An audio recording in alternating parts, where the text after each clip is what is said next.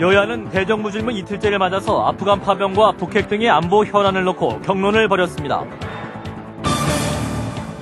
미국 군부대에서 현직 소령이 총기를 난사해서 12명이 숨지고 30여 명이 다치는 참사가 벌어졌습니다. 신종플루로 인한 사망 사례 3건이 추가로 확인돼서 전체 사망자가 48명으로 늘었습니다. 전국 철도도제 파업으로 일부 노선에서 전동차 운행이 감소해 승객들이 불편을 겪고 있습니다. 이상 이 시간 주요 뉴스입니다.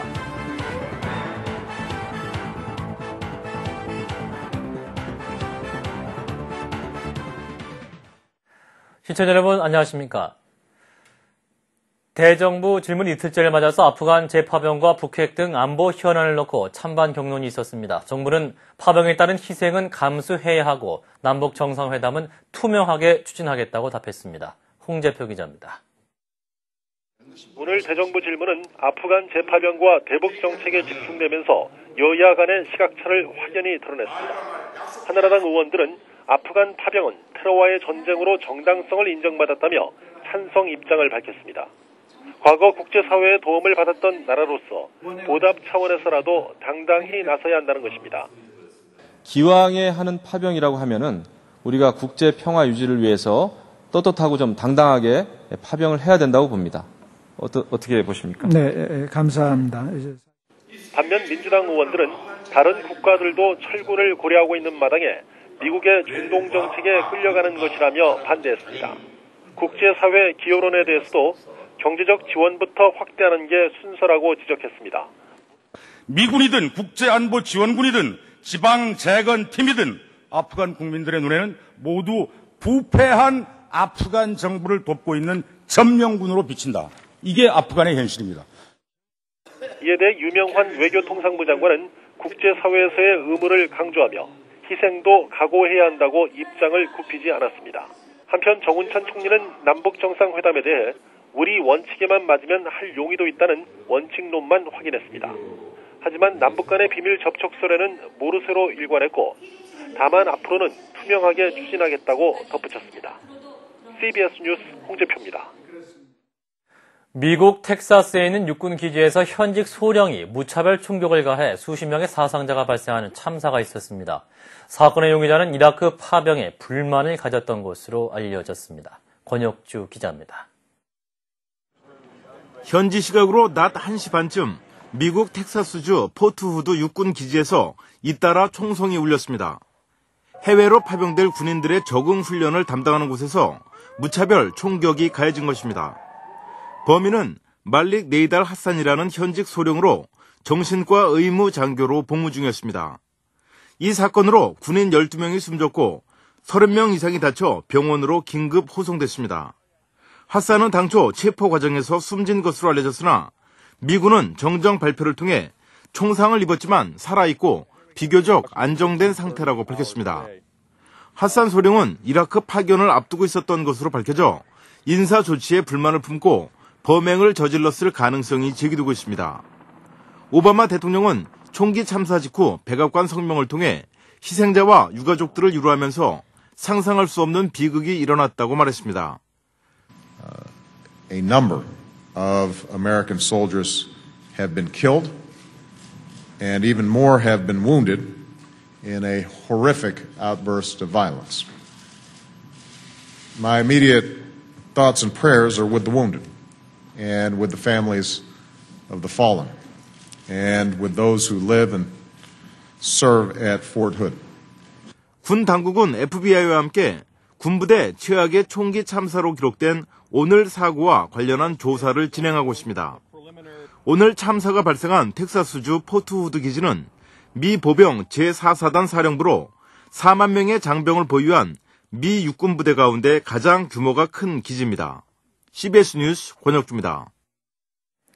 민주당과 친박연대, 민노당, 진보신당 소속 국회의원 105명은 오늘 촛불재판 개입 논란을 빚은 신영철 대법관에 대한 탄핵소추안을 발의했습니다. 이들 의원들은 헌법 65조와 국회법 130조, 법원조직법 46조 규정에 의해서 신대법관의 탄핵을 소추한다고 밝혔습니다. 의원들은 탄핵 소추안에서 신대법관은 촛불집회 관련 사건을 특정 재판부에 지정 배당하는 등 몰아주기식 재판 배당으로 헌법과 법원조직법을 위반했다고 지적했습니다. 경기도 안성 골프장 로비 의혹을 수사하고 있는 검찰은 골프장 조성 과정에서 챙긴 비자금 가운데 일부가 여당 국회의원들에게 건네진 정황을 포착한 것으로 알려졌습니다. 서울중앙지검 특수일부는 최근 경기도 안성 스테이트 워셔 골프장 대표 43살 공모 씨로부터 K의원 등 한나라당 의원 2~3명에게 수천만 원의 돈이 흘러간 정황을 확보한 것으로 전해졌습니다. 검찰은 공 씨가 금융권으로부터 1,600억 원을 대출받고 골프장 인허가를 받는 과정에서 각종 편의를 제공받을 목적으로 이들에게 돈을 건넸을 가능성을 집중 조사하고 있는 것으로 알려졌습니다. 충청권에 사는 2살 남자아이 등 사망자 3명의 추가로 발생했습니다. 이로써 신종플루 사망자가 모두 48명으로 늘었습니다. 하근찬 기자입니다. 중앙재난안전대책본부는 고위험군 사망자 3명이 발생해 역학조사를 실시한 결과 신종플루로 인한 사망으로 분류됐다고 밝혔습니다. 확인된 신종플루 사망자는 충청권의 54세 여성과 호남권의 29세 여성, 충청권의 2세 남아아이 등 3명입니다. 이들 3명 가운데 여성 2명은 만성질환을 앓고 있었고 2살 남자아이는 연령상 59개월 이하의 고위험군에 속해 있다고 대책본부는 설명했습니다. 그러나 만성질환을 앓고 있던 54세 여성은 지난달 28일 증상이 나타나 30일 타미플루를 투약했지만 다음 날인 31일 확진 판정과 함께 숨졌습니다. 29세 여성도 지난달 31일 증상이 나타난 뒤 이틀 만인 지난 2일 확진 판정을 받고 사망했으나 이 여성은 타미플루를 처방받지 못했습니다. 특히 평소 별다른 질병이 없었던 2살 남자아이는 지난달 30일 3살 남자아이에 이어 타미플루를 투약한 지 하루 만인 3일 숨져 생후 59개월 이하 유아에 대한 안전 확보가 시급한 것으로 지적되고 있습니다. 신종플루 사망 사례 3건이 추가로 확인되면서 국내 신종플루 사망자는 48명으로 늘었으며 이 가운데 고위험군 사망자는 41명입니다. 대책본부는 현재 10명의 신종플루 관련 사망 의심 사례에 대해서 역학조사를 벌이고 있어 신종플루로 인한 사망자 수는 조만간 50명 선을 넘어설 것으로 예상됩니다. CBS 뉴스 하근찬입니다. 전국 철도노조 파업 이틀째인 오늘 철도노조가 수도권을 중심으로 부분 파업에 들어가면서 지하철 1호선 모든 구간과 3, 4호선 일부 노선에서 전동차 운행이 감소해 승객들이 불편을 겪었습니다. 코레일에 따르면 오늘 지하철 1호선의 전동차는 평소보다 368편 줄어든 1,480편이 운행돼 배차 시간이 2분 이상 길어졌습니다. 또 3호선 일산 방면과 4호선 안산행 노선에서도 전동차 운행이 줄어 오전 9시부터 배차 시간이 늘어났습니다. 공정거래위원회가 국내외 20여 개 항공사들이 화물 운송료를 담합한 행위를 적발해 제재에 들어가기로 했습니다.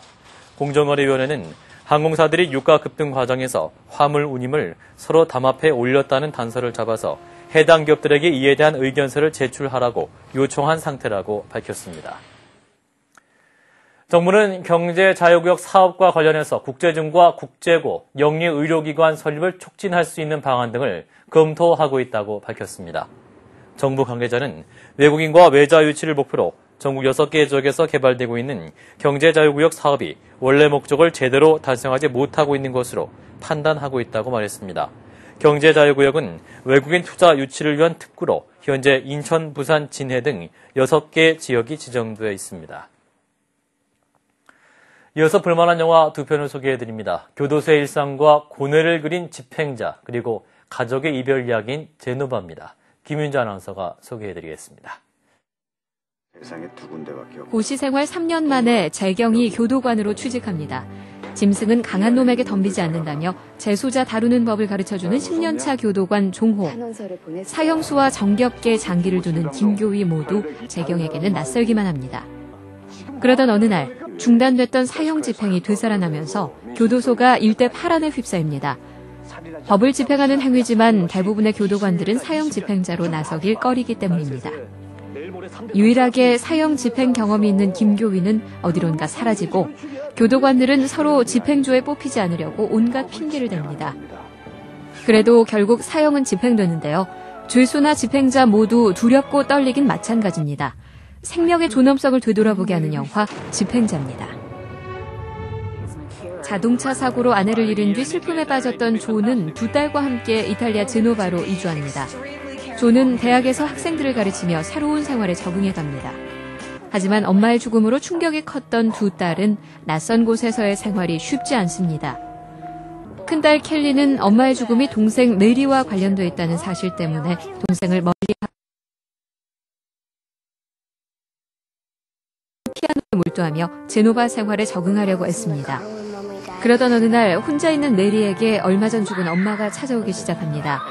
이별의 상처와 가족의 사랑을 아름다운 항구 도시를 배경으로 그린 영화 제노바입니다. CBS 뉴스 김윤주입니다.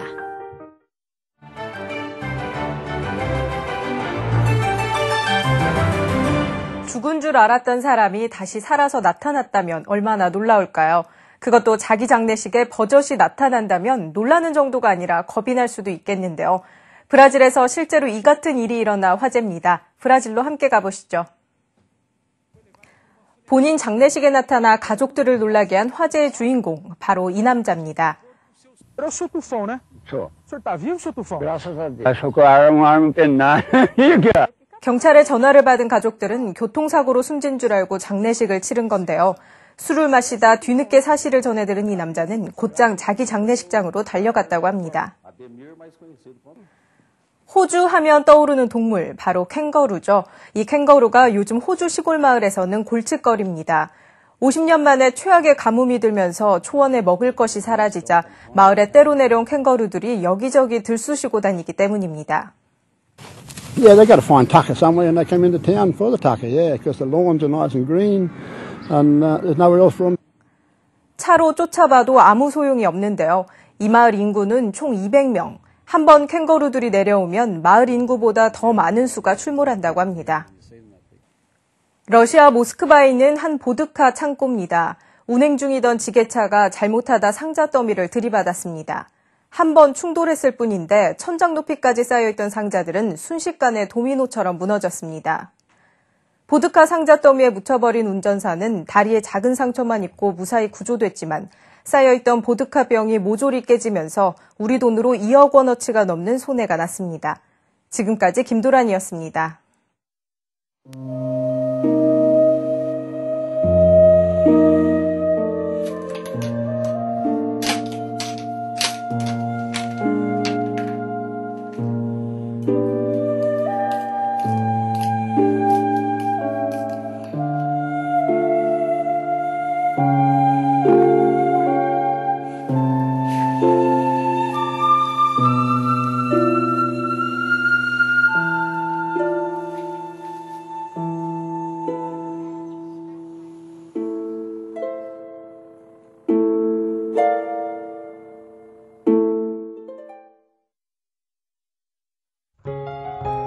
날씨입니다. 내일은 전국이 오후부터 차차 흐려지겠습니다. 아침에 서해안과 내륙 지방에 짙은 안개가 끼는 곳이 있겠습니다. 아침 최저기온 6도에서 15도, 낮 최고기온 19도에서 24도가 되겠습니다. 주일과 월요일에는 전국에 비가 내린 뒤 대체로 맑은 날씨가 이어지겠습니다. 서울의 현재 기온은 16.3도입니다. 이상으로 CBS 뉴스를 마칩니다. 고맙습니다.